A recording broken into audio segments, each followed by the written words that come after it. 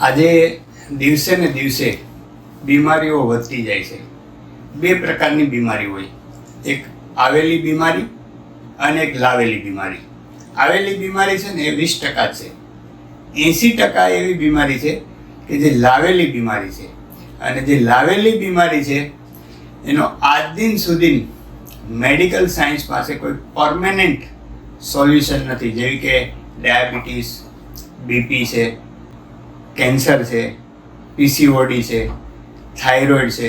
આ બધી લાવેલી બીમારી છે, જેને મેડિકલની ભાષામાં લાઇફસ્ટાઇલ ડિસઓર્ડર કહેવાય. એ ડિસીઝ નથી, એ કોઈ રોગ નથી, પણ શરીરમાં થયેલા અમુક પ્રકારના ફેરફારો, અને એ ફેરફારોને હિસાબે છે એ આપણા ઓર્ગન ઉપર અમુક વધારે પડતી આવી ગયેલી જવાબદારી, અને એને હિસાબે ધીમે ધીમે છે એ ઓર્ગન છે એ ડેમેજ થાય. આજે મારે વાત કરવી છે સ્પેશિયલ ડાયાબિટીસ માટે. એક સમય એવો હતો, એક સમય નહીં, આજે પણ ઘણા બધાના મનમાં એવું છે કે ડાયાબિટીસનો કોઈ ઈલાજ નથી. એકવાર આવી ગઈ તો આજીવન તમારે છે એ દવાઓ લેવી જ પડે. ધીમે ધીમે દવાઓના પાવર વધતા જાય અને માણસ છે એ ઇન્સ્યુલિન ઉપર આવી જાય.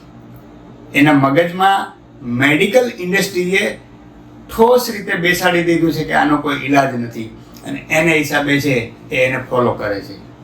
પણ તાજેતરમાં જ આપણા ગૃહમંત્રીએ અમિતભાઈ શાહે એક ફંક્શનમાં એવું કીધું કે મને એક સંતના માર્ગદર્શનથી છે એ મારી ખાલી લાઈફસ્ટાઈલ સેટ કરવાથી છે એ મારા ઇન્સ્યુલિન બંધ થઈ ગયા અને મારી મેડિસિન છે એ બંધ થઈ ગઈ. आओ सांभळिए अमित भाई पासेथी. मैं एक मेरे जीवन का अनुभव साझा करने के लिए यहाँ आया. मित्रों, 2020 के मई महीने से आज तक मेरे जीवन में मैंने बहुत बड़ा परिवर्तन किया है. शरीर को जितनी चाहिए इतनी नींद, शरीर को जितनी चाहिए इतना पानी, और शरीर को जैसा चाहिए ऐसा आहार और नियमित व्यायाम से मैंने मेरे जीवन में बहुत कुछ हासिल किया. और ये अनुभव को साझा करने के लिए मैं आया हूं. मैं आपको बता सकता हूं कि ये 4.5 साल के समय में मैं आज करीब करीब सभी एलोपैथिक दवा और इंसुलिन से मुक्त होकर आपके सामने खड़ा हूं. और आज विश्व यकृत दिन पर भी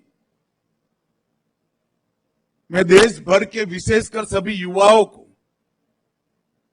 जिनको अभी 40-50 साल तक अपना जीवन व्यतीत करना है, इस देश के विकास में योगदान देना है, और देश के विकास के माध्यम से एक हम सब इच्छा करते हैं ऐसे विश्व का निर्माण करना आते हैं, वो युवाओं को मैं जरूर कहना चाहूंगा कि अपने शरीर के लिए 2 घंटा और दिमाग के लिए कम से कम 6 घंटे की नींद एक बार रिजर्व कर लीजिए. अनेक गुना उपयोगिता इसकी बढ़ जाएगी. और ये मेरा अनुभव है. अगर 4 साल पहले डॉक्टर शिव सरीन मुझे यहां बुलाते तो मैं नहीं आता, क्योंकि मैं यहां बात करने लायक ही नहीं होता. હવે આ વાત અમિતભાઈએ કરેલી જો કોઈ સામાન્ય માણસે કરી હોત ને તો મેડિકલ ઇન્ડસ્ટ્રીઝે હા હો કરી મૂક્યું હોત કે આ પોસિબલ જ નથી ને આ શક્ય જ નથી. પણ અમિતભાઈ પાસે તો બીજું કંઈ આવે નહીં. પણ એ હકીકત છે. જે વાત સંતે અમિતભાઈને કીધી કે અમિતભાઈ, તમારી જેવા બાહોશ પુરુષની આ રાષ્ટ્રને જરૂર છે. તમે જો તંદુરસ્ત રહેશો, દીર્ઘાયુષ્ય, તો જ તમે રહી શકશો, અને તો જ તમે વધારે દેશની સેવા કરી શકશો.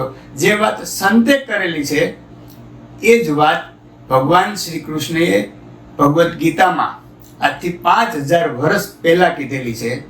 અધ્યાય 6ના 17મા શ્લોકમાં તમે જો તો તંદુરસ્ત રહેવા માટેનું આખું વર્ણન છે. યુક્ત આહારસ્ય, યુક્ત વિહારસ્ય, યુક્ત ચેષ્ટસ્ય કર્મસુ, યુક્ત સ્વપ્નાવબોધસ્ય યોગો ભવતિ દુઃખા. આનો મતલબ શું? યોગ્ય પ્રમાણ ખોરાક લો, યોગ્ય પ્રમાણમાં છે એ કામ કરો, યોગ્ય પ્રમાણમાં છે એ ઊંઘ કરો અને યોગ્ય પ્રમાણમાં છે એ વિહાર કરો. જો આ રીતે તમે તમારી લાઈફને સેટ કરો તો રોગરૂપી વ્યાધિ છે ને તમારા જિંદગીમાં ક્યારેય નહીં આવે. હવે અમિતભાઈ જેવી વ્યક્તિ જેને આખો દેશ ચલાવવાનો છે, દુનિયાદારી કરવાની છે, એ વ્યક્તિ જો એની લાઈફસ્ટાઈલ સેટ કરી શકતા હોય અને દવાઓથી મુક્તિ મેળવી શકતા હોય તો હું તમે ક્યાં એટલા મોટા માણસો છીએ કે ના કરી શકીએ. ફક્ત ને ફક્ત જરૂર છે એક નિયમિતતાની અને એક સાચા માર્ગદર્શનની. મિત્રો, આજે આયુર્વેદ, નેચરોપેથી કે યોગ એ પહેલાં જેવું હવે નથી રહ્યું. એ આજે એટલું મોડર્ન થઈ ગયું છે, ટેકનોલોજી સાથે કામ કરે છે. હવે પેલા ફાંકીની પડીકીઓ આવતી કાગળમાં ને ઉકાળા કરીને પીવાના એ સમય જતા રહ્યા. આજે જેટલું મોડર્ન સાયન્સ એલોપેથી જેટલું આગળ વધે છે ને એનાથી ક્યાંય ઘણું આગળ છે ને એ આયુર્વેદ, નેચરોપેથી અને યોગિક સાયન્સ છે એ ડેવલપ થઈ રહ્યું છે. તો આ તકે આપણી દરેકની એક ફરજ છે કે આપણી જે સંસ્કૃતિ છે, ભારતીય સંસ્કૃતિ, આપણો આયુર્વેદ છે, એને આપણે લોકો સુધી લઈ જઈએ, લોકોને તંદુરસ્ત બનાવીએ અને નિરોગી રહેવામાં છે એ આપણે ઉપયોગી થઈએ. જો આપણે આ વસ્તુને નહીં અપનાવીએ તો એલોપેથી પાસે તો આનો કોઈ ઈલાજ છે નહીં. તમારા ધ્યાનમાં કોઈ એવી વ્યક્તિ હોય કે જેને ડાયાબિટીસ હોય, ઇન્સ્યુલિન હોય અને મેડિકલ સાયન્સે એને પરમેનન્ટ ક્યોર કરી દીધું હોય તો મારી સુધી લાવજો. જો આપણે એ નથી કરતા તો અંત સમય આપણો પીડાદાયક છે એ તમે 100% લખી લેજો. કેમ? તો કે દવાને હિસાબે તમને અનેક બીમારીઓ આવશે અને એ બીમારીને હિસાબે ફક્ત ને ફક્ત પીડા એ તમારે જ ભોગવવી પડશે અને આખું ફેમિલી તમારું છે એ ડિસ્ટર્બ થઈ જાય અને અંતે એ લોકો પ્રાર્થના કરે આપણા માટે કે હે ભગવાન, હવે તમે આને લઈ લો. આ સ્થિતિમાં તમારે ના આવવું હોય તો સમજી વિચારીને વ્યવસ્થિત માર્ગદર્શન સાથે તમે આયુર્વેદ, યોગ અને નેચરોપેથીને અપનાવો તો 100% તમે છે એ આવા ક્રોનિક ડિસીઝથી છે, લાઇફસ્ટાઇલ ડિસઓર્ડરથી છે એ 100% બચી શકો. અને મારી પાસે આવા કેટલાય ઉદાહરણ છે કે જેની ડાયાબિટીસની દવાઓ પરમેનન્ટ છે એ બંધ થઈ ગયેલી છે. એટલે અમિતભાઈએ જે વાત કરી એમાં કોઈ શંકાને સ્થાન નથી. તમે પણ આયુર્વેદ અપનાવો, આપણી ભારતીય સંસ્કૃતિને આગળ વધારો એવી શુભેચ્છા. અને સાથે સાથે આ વિડીયોને વધારે લોકો સાથે શેર કરવા માટે વિનંતી.